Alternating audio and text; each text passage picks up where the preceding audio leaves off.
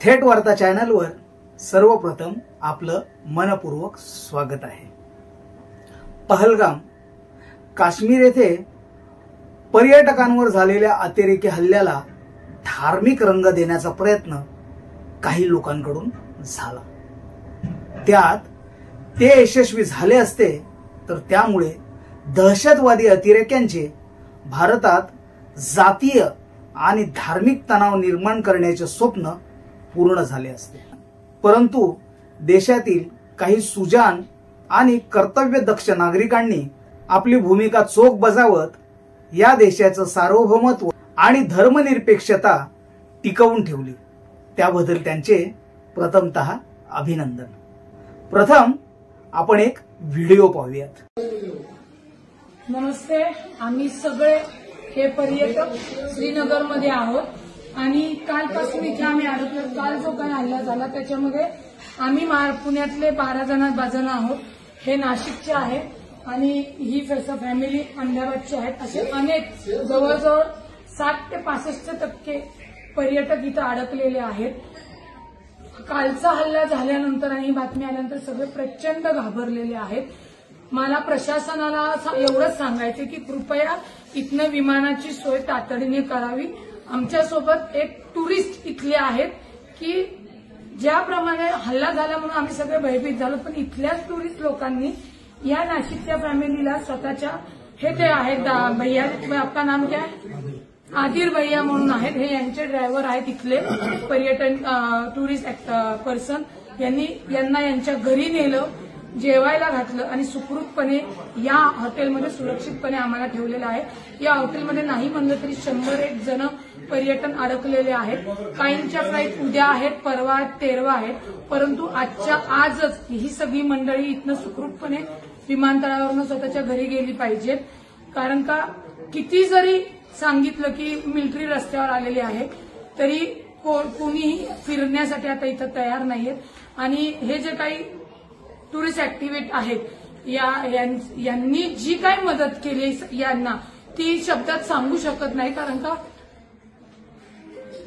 हे रडायला लागलेले आहेत, कारण यांचा धंदा पूर्णपणे बुडालेला आहे। इथं कोणी आता पर्यटक येणार नाही। त्यांनी गाड्या वगैरे सगळ्या लोनवरती घेतलेल्या आहेत आणि अक्षरशः रडतायत की आता यांच्यापुढे बेरोजगारीचं खूप मोठं संकट आलेलं आहे।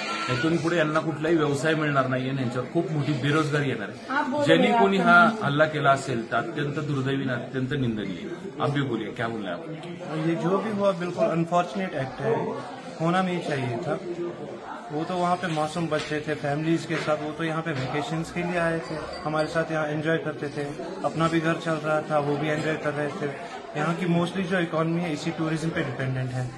अब ये जिसने भी किया वो जानवर ही होंगे, वो तो इंसान नहीं होंगे। पूरी इंसानियत का कत्ल है ये तो होना नहीं चाहिए था। अब तो इसका रिजल्ट हमें तो भुगतना पड़ेगा ना, जो भी इसका आउटकम आएगा, क्योंकि गलती एक करता है बदनाम पूरे सारे लोग हो जाते हैं। अब तो क्या करेंगे? आमचं महाराष्ट्र सरकारला, कर्नाटक सरकार असेल, सगळ्या स्टेटला लोकांना विनंती आहे गव्हर्नमेंटला की तातडीने विमानांची एक्स्ट्रा विमानं अवेलेबल करून आम्हा सगळ्यांना इथनं सुरक्षितपणे आपल्या आपल्या राज्यात घेऊन जावे आणि लवकरात लवकर ती हे करावी। मी महाराष्ट्राचे उपमुख्यमंत्री अजितदादा, केंद्रीय मंत्री मुरली अण्णा यांच्याशी संपर्क करून इथे जेवढे पर्यटक आहेत त्यांच्याशी बोलून आजच्याच त्याला हलवण्या, माझ्या फॅमिलीसह ही सर्व पर्यटन ही माझी महाराष्ट्राची फॅमिली इथनं हलवण्याचा प्रयत्न करतोय। कृपया आम्हाला जास्तीची विमानं इथे तुम्ही उपलब्ध करून द्यावी एवढीच विनंती आहे। सगळी लहान मुलं आहेत आणि ही कळकळीची विनंती आहे, तातडीने आपण ही सोय करावी। हा व्हिडिओ पाहिल्यानंतर एक गोष्ट लक्षात येते, ती म्हणजे भारतात धार्मिक तेढ निर्माण करून अशांतता निर्माण करण्याचा प्रयत्न करणाऱ्या शक्तींच्या मनसुब्यावर पाणी फिरले आहे। खरं पाहता हा हल्ला कोण्या जाती धर्मावर नसून तो भारताच्या सार्वभौमत्व आणि धर्मनिरपेक्षतेच्या एकतेवरचा हल्ला आहे। कारण पहलगाम येथे फिरायला गेलेले पर्यटक आपला धर्म घेऊन गेले नव्हते, ते आपलं भारतीयत्व सोबत घेऊन गेले होते। म्हणूनच अतिरेकी पर्यटकांवर गोळीबार करीत असताना घरातील एकमेव कमविता असलेला आदिल हुसेन अतिरेक्यांची बंदूक हिसकावण्याचा प्रयत्न करतो आणि या हल्ल्यात तो मृत्यू पावतो. तो आपल्या जीवाची, कुटुंबाची पर्वा न करता अतिरेक्यांची बंदूक हिसकावण्याचा प्रयत्न करतो. ते केवळ भारतीय म्हणूनच ना. त्याचप्रमाणे या अतिरेकी हल्ल्यात 11 जणांचे प्राण वाचविणारा नजाकत अली हा देखील भारतीयच आहे ना. आदिल हुसेन याच्या मागे त्याचे वृद्ध आई वडील आणि 3 बहिणी आहेत. आदिल हुसेन यांचे वडील म्हणतात की संकट समयी मदत करणे हाच खरा धर्म आहे. मला माझ्या मुलाचा अभिमान वाटतो. आदिलच्या बहिणीने म्हटले की मी तिथे असते तर मी देखील अतिरेक्यांना विरोधच केला असता. हे खरं आहे की आमच्या घरी आता कमवणारे कोणी नाही, त्यामुळे आमच्या वयस्कर आईवडिलांच्या पुढील आयुष्याची चिंता वाटते. परंतु तरी देखील आम्हाला आमच्या भावाने जे केलं त्याचा सार्थ अभिमान वाटतो. लोकांमध्ये अशी चर्चा आहे की येत्या काही दिवसात पश्चिम बंगाल आणि बिहारच्या निवडणुका येत आहेत. ज्यांना आपल्या कार्यकर्तृत्वावर विश्वास नाही ते लोक या अतिरेकी हल्ल्याला धार्मिक रंग देऊन आपली व्होट बँक पक्की करू पाहत आहेत. त्याला या देशातील काही लो आयक्यू बुलडोजर आणि बुद्धिहीन मीडिया साथ देत आहे. असो, या विषयात आपल्याला पडायचे नाही. खरं म्हणजे इतिहास साक्ष आहे. ज्या ज्या वेळी या देशावर संकट आले त्यावेळी सर्व देशप्रेमी भारतीय मतभेद बाजूला ठेवून एकत्र आलेले आहेत. याही वेळेस तसेच होईल यात तीळमात्र शंका नाही.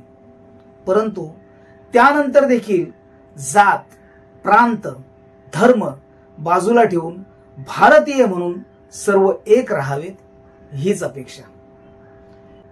काही मुठभर बुद्धिवंचित वगळता सुजाण भारतीय या घटनेचा निषेध करत असताना त्याला धार्मिक रंग देताना दिसत नाही. ही चांगली गोष्ट आहे. असे हल्ले झाल्यानंतर भारतीय नागरिकांनी आपला विवेक जागृत ठेवून भारताचे वैभव असलेलं सार्वभौमत्व टिकवून ठेवून जातीय आणि सामाजिक सलोखा कायम ठेवायला हवा. अतिरेकी आणि धर्मांध दहशतवादी या देशातील जनतेला जात, धर्म, पंथ, लिंग अशा विविध माध्यमाद्वारे नागरिकांत फूट पाडून आपला स्वार्थ साध्य करू पाहत आहेत. त्यांचा हा स्वार्थ साध्य होऊ न देणे आणि भारत देशाला समतेच्या सामाजिक शृंखलेत मजबूत बांधून एक अमेध्य, सार्वभौम, धर्मनिरपेक्ष राष्ट्र उभं करणं हीच या देशातील नागरिकांची जबाबदारी आहे. राष्ट्र निर्माणाच्या कार्यासाठी सोबतीला भारतीय संविधान आहेच. तर तुम्हाला हा व्हिडिओ कसा वाटला ते कमेंट बॉक्समध्ये जरूर लिहा आणि अशाच नवनवीन व्हिडिओंसाठी चॅनलला सबस्क्राईब करा आणि हा व्हिडिओ जास्तीत जास्त शेअर करा. जय भीम, जय संविधान.